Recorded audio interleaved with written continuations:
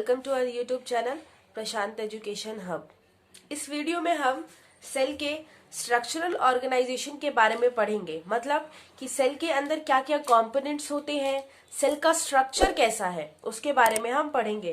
तो जैसा कि आप देख रहे हैं कि यहाँ पर सेल के 4 कंपोनेंट्स लिखे हुए हैं। पहला इज प्लाज्मा मेम्ब्रेन, दूसरा सेल वॉल और तीसरा nucleus and fourth one is cytoplasm. There are 4 components which are present in the cell. तो अब हम एक एक कंपोनेंट के बारे में पढ़ेंगे कि उनका फंक्शन क्या होता है सेल के अंदर, वो किस चीज से बने हुए होते हैं। ठीक है, तो पहला लेते हैं प्लाज्मा मेम्ब्रेन। तो प्लाज्मा मेम्ब्रेन आप देख रहे हैं कि ये एक सेल है, सेल के अंदर न्यूक्लियस है और न्यूक्लियस और सेल के अंदर क्या है और साइटोप्लाज्म है जो कि फ्लूइडिक लिक्विड होता है। ठीक है, और ये देखिए इसकी इनर वॉल को क्या कह रहे हैं हम, सेल प्लाज्मा मेम्ब्रेन कह रहे हैं या फिर आप उसको सेल मेम्ब्रेन भी कह सकते हैं। और आउटर लेयर को हम क्या कह रहे हैं, सेल वॉल। ठीक है, तो ये एक सेल है, नॉर्मल सेल। अब हमने देखा कि प्लाज्मा मेम्ब्रेन का सेल के अंदर कौन सी प्लेस है, कहां पर वो लाई करता है। अब हम उसके फंक्शन के बारे में पढ़ेंगे।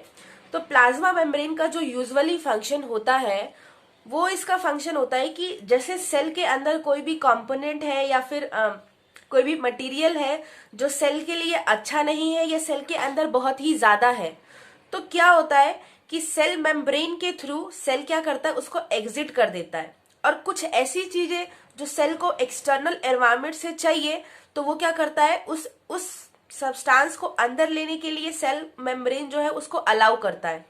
तो इससे हमें ये पता चलता है कि जो सेल मेम्ब्रेन है वो कुछ ही चीजों को अंदर आने दे रहा है और कुछ चीजों को ही क्या कर रहा है, वो बाहर एग्जिट कर रहा है। ठीक है, तो इसीलिए प्लाज्मा मेम्ब्रेन या फिर सेल मेम्ब्रेन को सेलेक्टिव परमिएबल मेम्ब्रेन भी कहा गया है, क्योंकि ये सेलेक्टेड चीजों को ही अंदर आने देते हैं और जो इनके यूज का ना हो या फिर इसके अंदर उसका कंसंट्रेशन ज्यादा हो तो उसको एग्जिट कर देते हैं। That's why plasma membrane also call selectively permeable membrane. Okay, इसको हम एक एग्जाम्पल के थ्रू भी समझ सकते हैं। मान लीजिए कि ये एक सेल है, उसके अंदर साइटोप्लाज्म है और ये न्यूक्लियस है। अब हम ये कंसिडर कर रहे हैं कि सेल के अंदर CO2 की कंसंट्रेशन क्या है, बहुत ही ज्यादा है। CO2 की कंसंट्रेशन सेल के अंदर ज्यादा है और सेल जहां पर है उस एनवायरमेंट में, तो एक्सटर्नली क्या है, CO2 की कंसंट्रेशन लो है। तो अब यहाँ पर क्या होगा, थोड़ी देर बाद जब सेल के अंदर CO2 की कंसंट्रेशन बहुत ही ज्यादा हो जाएगी तो थोड़ी देर बाद क्या होगा, by the process of diffusion CO2 moves out from the cell. CO2 का क्या करेगा, सेल के अंदर CO2 का कंसंट्रेशन बहुत ही ज्यादा है तो अब CO2 जो है वो सेल से बाहर की तरफ मूव करने लगेगा एक्सटर्नल एनवायरनमेंट में, जहां पर CO2 की कंसंट्रेशन क्या है, लो है। ठीक है, CO2 moves high concentration to low concentration और इसी प्रोसेस को डिफ्यूजन कहते हैं। ठीक है, जब भी सेल के अंदर या फिर कहीं भी क्या होता है कि जब कोई भी सब्सटेंस हाई कंसंट्रेशन से लो कंसंट्रेशन में मूव करता है तो वहां पर उस प्रोसेस को क्या बोलते हैं, डिफ्यूजन बोलते हैं। ठीक है, अब हम पढ़ेंगे मूवमेंट ऑफ सॉल्यूशन। मतलब कि सेल के अंदर सॉल्यूशंस का मूवमेंट कैसा होता है। सॉल्यूशन कैसा होगा, या तो वाटर और शुगर का ले सकते हैं आप, या फिर वाटर और सॉल्ट का ले सकते हैं। तो हम यहाँ पर वाटर और शुगर का ले रहे हैं। तो चलिए देखते हैं, इसमें 3 प्रोसेस होते हैं। पहला होता है हाइपोटोनिक सॉल्यूशन, दूसरा होता है आइसोटोनिक सॉल्यूशन, तीसरा आइसोटोनिक सॉल्यूशन। ये 3 टाइप के सॉल्यूशंस हैं। इनके अंदर हम सेल को पुट करेंगे और फिर देखेंगे कि सेल के अंदर क्या प्रोसेस होता है। तो मान लीजिए पहला प्रोसेस देखते हैं। मान लीजिए कि ये बीकर है, इसके अंदर क्या है, वाटर और शुगर सॉल्यूशन है। ठीक है, हाइपोटोनिक सॉल्यूशन। अब हाइपोटोनिक सॉल्यूशन में क्या होता है कि सेल जो है कहां पर प्रेजेंट है, सॉल्यूशन के अंदर। तो इस सॉल्यूशन में क्या होता है कि जो सेल के सॉल्यूशन के अंदर जो शुगर का लेवल, यहाँ पर 2 चीजें और आपको समझनी चाहिए। जैसे कि कोई भी सॉल्यूशन होता है तो वो 2 चीजों से बना होता है, सॉल्यूट प्लस सॉल्वेंट।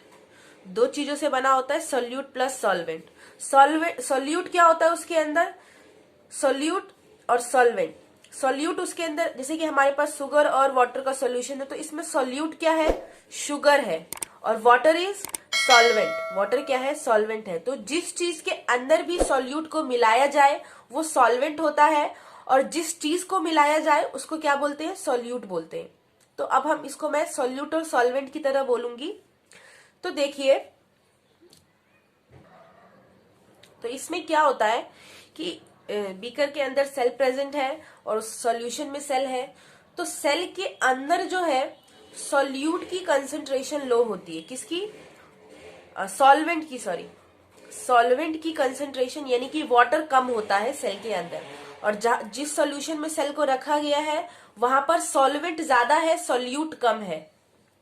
सॉल्वेंट क्या है, ज्यादा है, ज्यादा हाई कंसंट्रेशन में है, और सॉल्यूट क्या है, कम कंसंट्रेशन में है। तो यहां पर क्या होगा कि सेल के अंदर वाटर मूव करने लगेगा। वाटर जो है, क्योंकि बाहर वाटर की कंसंट्रेशन ज्यादा है तो वो सेल के अंदर मूव करेगा। और फिर क्या होगा यहाँ पर, अब हम नेक्स्ट उसमें देखेंगे क्या होगा कि जो हमारा सेल है वो क्या करेगा, स्वेल हो जाएगा, फूल जाएगा वो, ये देखिए, ठीक है। सेल जो होता है वो क्या होता है, फूल जाता है, और इसके अंदर वाटर की कंसंट्रेशन क्या होगी, अब सेल के अंदर वाटर की कंसंट्रेशन ज्यादा हो जाएगी और बाहर कम हो जाएगी। तो इसी प्रोसेस को बोलते हैं इसी सॉल्यूशन को बोलते हैं हाइपोटोनिक सॉल्यूशन, ठीक है। और ये किस प्रोसेस के थ्रू हुआ है, तो ऑस्मोसिस प्रोसेस के थ्रू हुआ है ये, ठीक है। इसमें क्या हुआ कि वाटर जो है वो बाहर ज्यादा था और अंदर कम था, तो सॉल्वेंट का मूवमेंट हुआ है कहाँ, बाहर से, सॉल्यूशन से सेल की तरफ। This process is called osmosis, ठीक है। अब अगले में देखते हैं हम, दूसरा है आइसोटोनिक सॉल्यूशन। इसमें क्या होता है कि जितना जितना सॉल्यूट या सॉल्वेंट का जो कंसंट्रेशन है सॉल्यूशन में होगा उतना ही कंसंट्रेशन सेल के अंदर होता है, ठीक है। मतलब कि जो सॉल्यूशन है बीकर के अंदर और जो सेल के अंदर सॉल्यूट और सॉल्वेंट का जो भी कंसंट्रेशन है वो दोनों के ही अंदर क्या होता है, सेम होता है। तो यहाँ पर नो मूवमेंट होता है, मतलब कि कोई मूवमेंट नहीं होता, ना सॉल्यूट का मूवमेंट होता है और ना ही सॉल्वेंट का मूव होता है, ना ही तो सेल से और ना ही सॉल्यूशन से।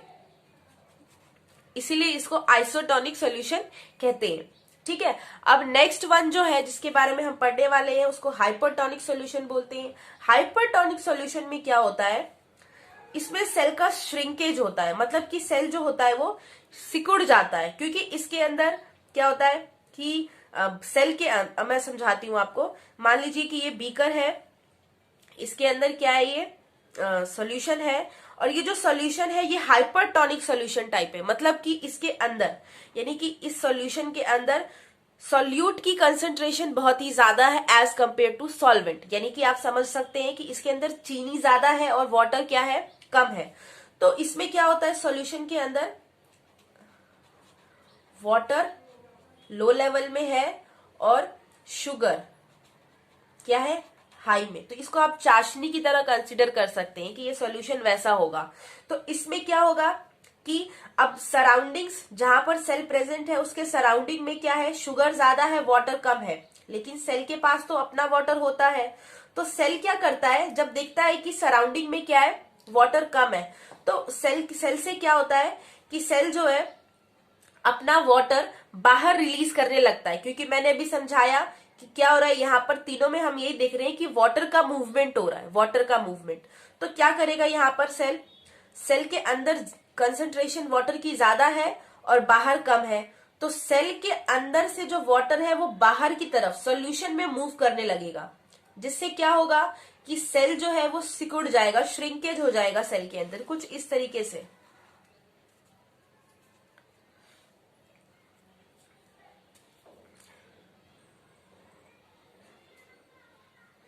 कुछ इस तरीके से सेल का क्या हो जाएगा, श्रिंकेज हो जाएगा, श्रिंक हो जाएगा, कुछ भी कह सकते हैं आप, ठीक है। तो ये था hypertonic solution, isotonic solution and hypotonic solution.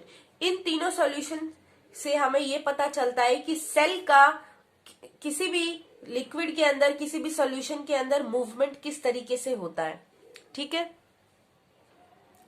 अब नेक्स्ट वीडियो में हम अगले कंपोनेंट्स के बारे में पढ़ेंगे। Thank you for watching our video.